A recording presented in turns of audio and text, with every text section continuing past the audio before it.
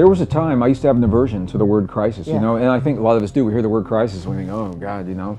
I actually have come to appreciate the word tremendously now for this reason, because if a crisis is present, if it's still present, it means we still have time to fix whatever it is that the crisis is calling our attention to. If the crisis is over, that means it's done.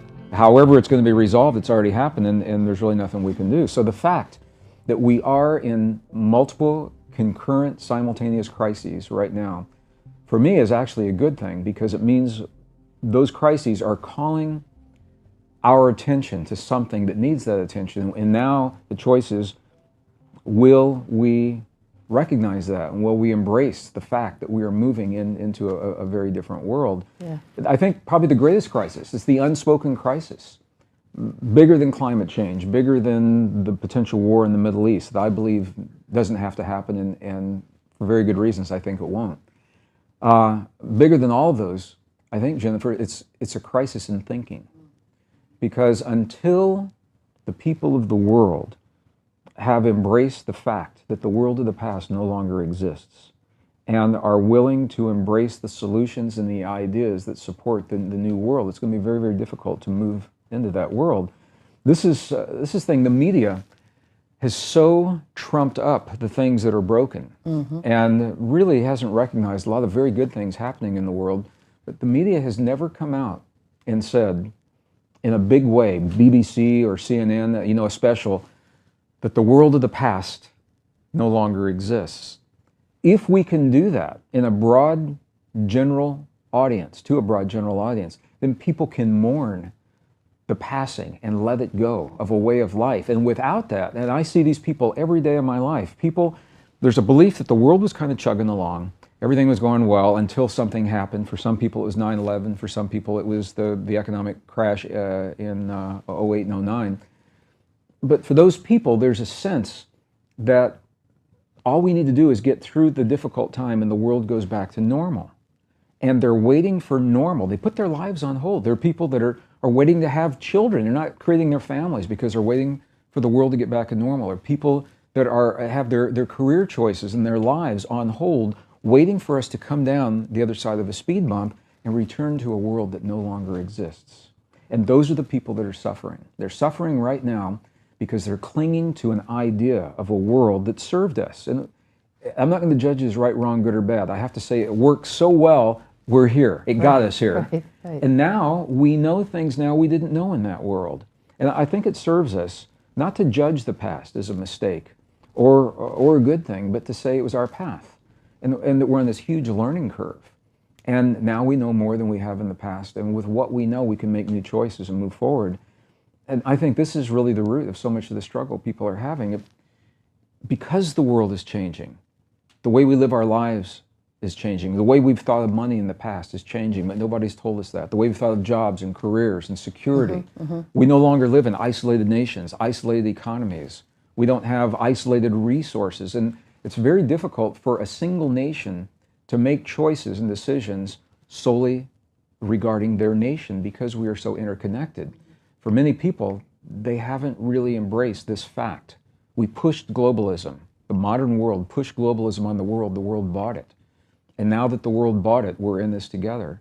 That's why the thinking regarding how we go about creating solutions and embracing the new ideas, until that thinking is in place, I sense that is a great crisis that we're living right now. You're talking about macro events, but you're also addressing the micro. And the micro with each individual on this call is about those folks embracing the crisis in their life and come with some new thinking. Is that the idea? This is part of it, yes. And a big part of it is that we can no longer separate the micro from the macro. Where do you draw the line between the choices you make in your life and my life and what's happening in the big world out there?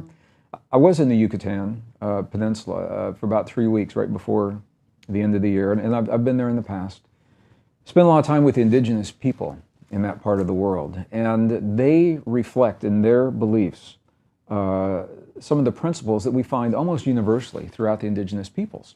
One of those things, Jennifer, is fascinating to me, is that they never separated what we would call science from spirituality, from everyday life, from the cycles of time. Right. Now think about how different our world would be if we did not separate science in spirituality and art, for example, and our everyday lives. It means that when we see something, when we look at something of beauty, and we feel that feeling within us, that feeling is actually changing the chemistry in our bodies. That's a science. To us, in the modern world, we've made this distinction. We say, oh, that's just art, it's just a picture. When really, our presence with this piece of art, or I'm looking at a plant behind you right now as I'm saying, it's the beauty of those flowers. It's creating a feeling in me. That's changing my body chemistry. 1,300 biochemical reactions happening in my brain and my body in response to an emotion that I'm having. And we've separated those things. They never separated the world from their lives. I think we're at a time where it's really difficult, we're challenged to draw a line between where our lives end and where the rest of the world begins. And the moment we draw that line, if we choose to draw one, we've fallen into the ancient trap that keeps us separated from the world and locks us into struggle, because we have failed to recognize that our problems are the world's problems and vice versa. And it's not about solving a few people's problems here. We're all in this together. And so we are learning now, I think, to see the world and ourselves in a different way. So what can I personally do to change my life and to change the macro from the micro? The world that we're living in right now is largely based upon scientific assumptions made in the last 150 years. And science is good. I was trained as a scientist. I think science is useful, but science doesn't have all the answers. And this is, I think, the key. New discoveries, Jennifer, now show us where the thinking of the past, scientific thinking, is either inaccurate, some places is flat out wrong. Those new discoveries, the reason they're important is because we all, to answer your question, every one of us individually will solve the problems in our personal lives by looking at our relationship to the world through a lens of beliefs. And that lens is largely defined by science, either consciously or subconsciously, in the modern world. So the beliefs, where does life come from? Where do we come from? What is our relationship to our bodies? Are we powerless over our bodies, or do we have the ability to communicate and heal with our bodies? What is our relationship to the world around us? What's our relationship to other people? What's our relationship to the past? How do we solve our problems? These are big, big questions every individual consciously or often subconsciously ask themselves, every nation, every civilization. Our answers have been based upon scientific principles that we now know are largely incorrect, that have led us to believe that life is random, human life is random, that we're separate from our bodies, we're separate from our world, that civilization is a one-time deal, that we're here at the pinnacle of this sophistication that's never happened before, and that conflict and competition is the way to solve our problems. That lens, and I'm not saying we get up every morning and look in the mirror and we have that conversation with ourselves and talk about it over breakfast, but it's so deeply ingrained within us. And most of our listeners have probably been raised in a family or in a community where they've heard the term, we live in a dog-eat-dog world. So if you believe that, that's the lens through which you will answer the question you asked me. What do I do about the job that disappeared? What do I do about my marriage that's collapsing, or my children that no longer know me? And what do I do about my finances and all of these things? We're solving the greatest crises that face the world and face us as individuals through the lens of a way of thinking that we now know is obsolete. New discoveries tell us that. The new discoveries, and we've shared this in past programs, tell us that life isn't random, that human life isn't random, that we're deeply connected to our bodies, we're deeply enmeshed within the systems of the earth itself, that civilization is cyclic. We've been here and we've achieved great things in the past, if we have the wisdom to recognize that. And this is the big one, is that nature is based upon a model of cooperation and what is called mutual aid. Competition does happen in nature under specific circumstances, but it's not the rule of nature, and that changes everything. So with that in mind, and that was very fast, but with that in mind, to answer your question, what do our listeners do? What can they do when they wake up in the morning? We all ask ourselves a question, again, subconsciously, or sometimes it's very conscious. We look at the world and we say, what can I get from the world that exists?